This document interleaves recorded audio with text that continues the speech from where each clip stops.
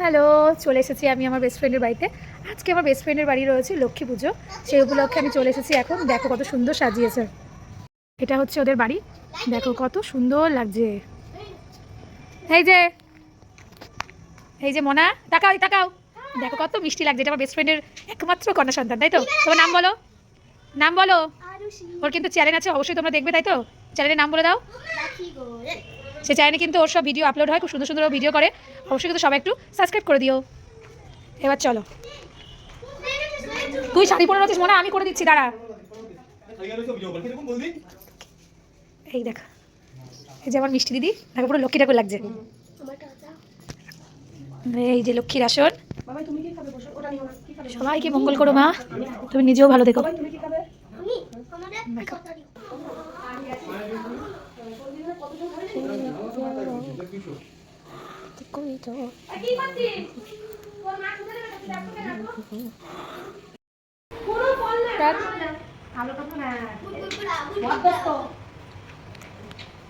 সবাইকে শুভ লক্ষ্মী পুজো। কাজী ফাটাচ্ছে এখন লক্ষ্মী পুজোর।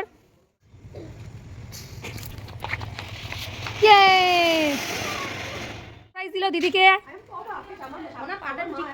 না না, তুমি আমাকে বলো, তুমি আমাকে বলো,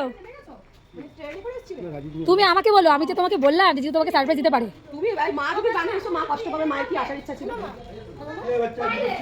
তোর মা আমার কিছু বললো না, তোমরা যে বললাম যে তোমার সারপ্রাইজ দিতেও পারে। আমি তো দেখে অবাক, আমি রক্তিম দাঁড়ানো মুখের হাসিটা দেখ, এই মুখের হাসি দেখে বোঝা যায় যে কি বোঝা যায় কতটা ভালোবাসে। সে তো ভালোবাসি বর বলে কথা, কতটা কতটা অনেক ভালো। মেয়েদের বিয়ে হওয়ার পর এই মুখের ইয়ে দেখে বোঝা যায় যে দিদি কতটা খুশি। সবকিছু সন্তান তো আছে, কিন্তু একটা সময় পর সন্তান, এই মুখটা দেখে বোঝা যায় কি শান্তি। যতটা স্বামী মানে ভালোবাসে আগলে বলো, কি শান্তি, এটা শান্তি লাগছে না? একদম। আমার বিয়ের আগে আমার মা আমার পাশে থাকলে আমার শান্তি।